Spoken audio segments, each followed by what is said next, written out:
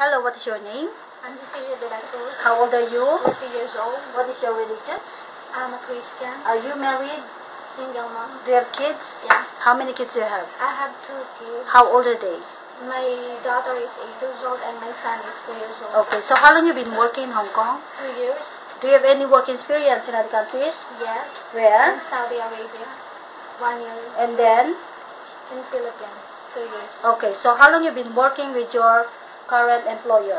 1 year and 6 months. Where's your employer living in? And one child. How many square feet of your employer's house? 26. Okay, how many family members there? 3. How many children? 2. How old are they?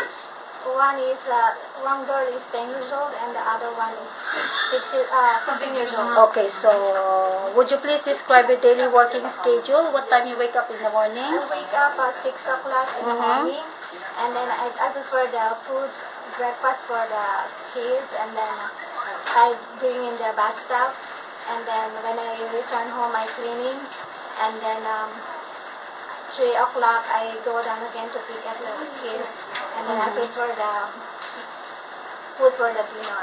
Okay.